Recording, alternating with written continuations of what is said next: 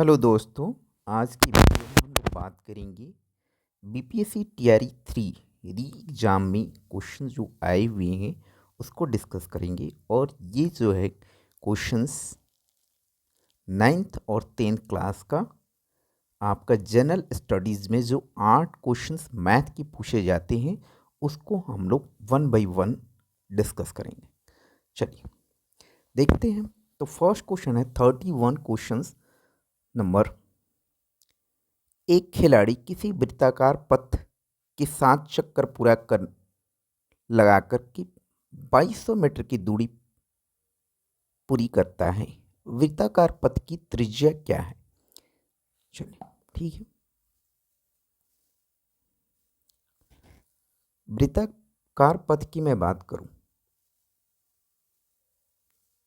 तो ये वृत्त है। इसका एक चक्कर की मैं बात करूं तो ये परिधि की बात होगी। तो परिधि का जो फॉर्मूला होता है वो क्या होता है? 2 पाई आर।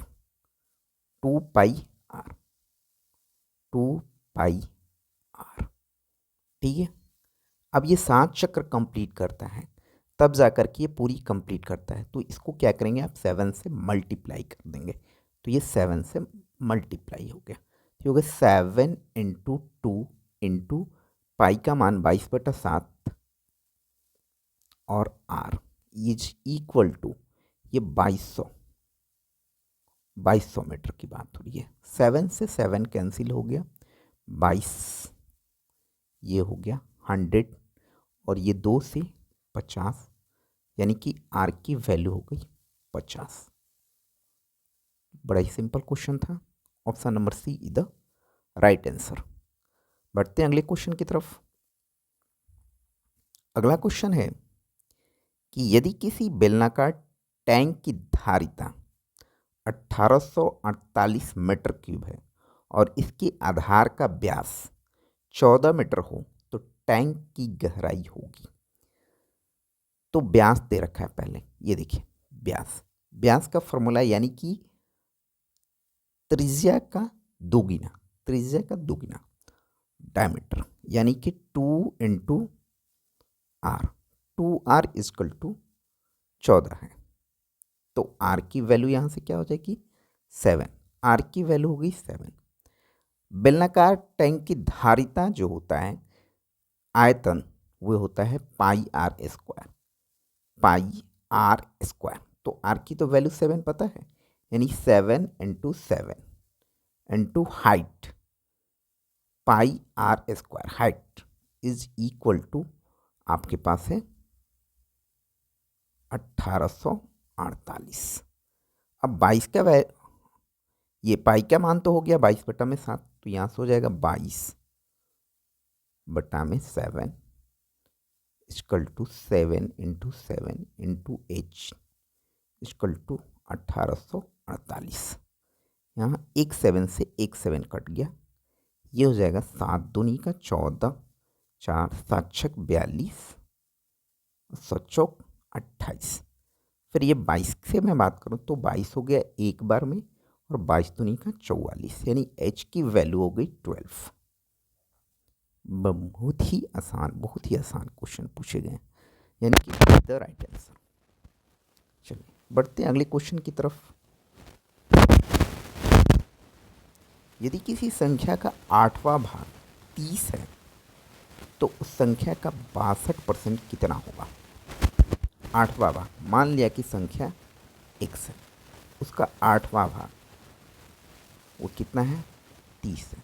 तो यहाँ से तो हमें संख्या पता चल जाएगा x इक्वल टू, मान लिया कि तो 30 × 8, ये संख्या मालूम हो चुकी है। अब इसका हमको चाहिए 62%, यानी कि 62/100। एक शून्य से एक शून्य कैंसिल हो गया, ये हो जाएगा हमारे पास 3 × 8 दूनी का 16, 8 6 48, 1 49/10। पॉइंट में ही आंसर दे रखा है, इसलिए हमें आगे कट नहीं किए। इसलिए अब यहाँ से आप मल्टीप्लाई कीजिए, ये हो जाएगा 6 3 6 6 18 9 27 और 1 28 की 8, 4 × 3 12, 12 और 2 14 और 1 के बाद यानी 148.8, ये यानी कि सी द राइट आंसर। इस क्वेश्चन का ये आंसर हो जाएगा। चलिए बढ़ते हैं आगे। अगला क्वेश्चन है वेरी सिंपल क्वेश्चन। एक अधिकारी का वेतन 25% बढ़ा दिया जाता है, नए वेतन को कितना प्रतिशत घटा दिया जाए कि वह पुराने वेतन पर आ जाए। मान लिया कि एक अधिकारी का वेतन 100 रुपया था, 100 रुपये से 125 रुपया कर दिया गया, 25% बढ़ाने का मतलब है, ठीक है, ये 25% बढ़ा दिया गया, यहाँ पर 25% की बढ़ोतरी हो गई। अब 125 से 100 लाना है, 125 से 100, तो आप ध्यान से देखेंगे 125 से 100 पर पहुंचाना है।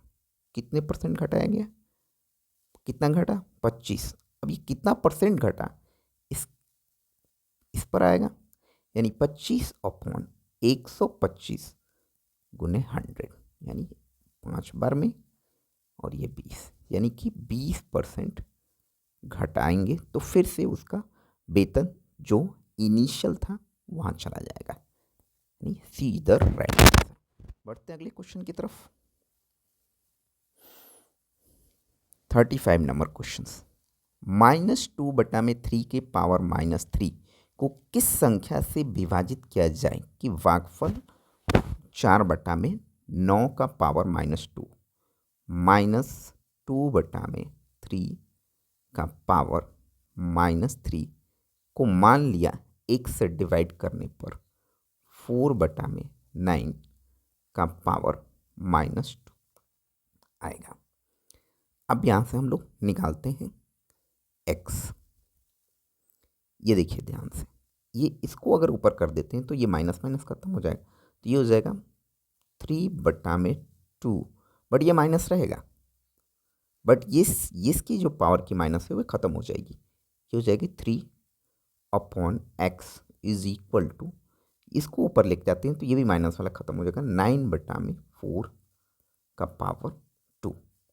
यहाँ से हमने देखा ये क्या हो जाएगा अपना, -3/2 इंटू -3/2 इंटू -3/2 बाई एक्स ही रहने देते हैं, और ये हो जाएगा 9/4 इंटू 9/4। यहाँ से हमने देखा 3 -3 मिलकर के 9 हो जाएगा, तो ये तो कैंसिल हो गया 9 बार में, और ये 4 भी इसके साथ कैंसिल हो गया। यहाँ से हमने देखा कि माइनस तो रहेगा, उधर जाएगा, तो ये हो जाएगा 3 बार में कैंसिल हो जाएगा, और ये 2 बार में कैंसिल हो जाएगा, और ये जो माइनस है ये माइनस उधर चला जाएगा, तो x की जो वैल्यू आप निकालेंगे तो -2/3 फाइनली होगा। ये तो आप देख मिलाइए, मैच कराइए, तो ये B is the right answer. ये उधर जाएगा, ये इधर आएगा, बिल्कुल। अगले क्वेश्चन की तरफ बढ़ते हैं। 36 नंबर क्वेश्चन की मैं बात करूं तो x + 1/x = 5, तो x के पावर 4 + 1/x की पावर का मान क्या होगा। अगर मैं ये बात करूं तो इसका स्क्वायर कर दीजिए आप।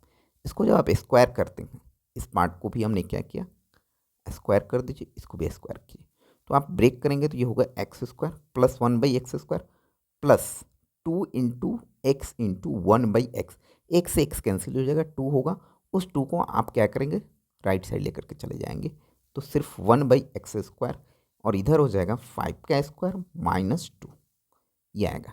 तो यहाँ से हमने देखा कि ये हो जाएगा x² + 1/x² = 25 - 2 यानी कि 23। अगेन आप बात करें तो ये हो जाएगा, फिर से स्क्वायर करते हैं तो ये हो जाएगा पावर x की पावर 4 1/x की पावर 4, और ये 23 का स्क्वायर -2, ये अब 23 का स्क्वायर 529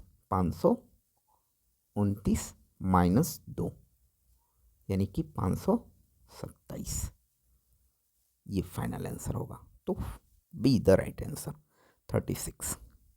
अगले क्वेश्चन की तरफ बढ़ते हैं। एक थैले वाले क्वेश्चन पूछे जाते हैं, और इस पर मैंने स्पेशल एक वीडियो भी बनाया है जिसमें थैले और रुपये पैसे से रिलेटेड क्वेश्चंस हमने बहुत सारे क्वेश्चंस करवाए हैं। हर एक टाइप के क्वेश्चंस को आप एक बार उस वीडियो को देख लीजिए।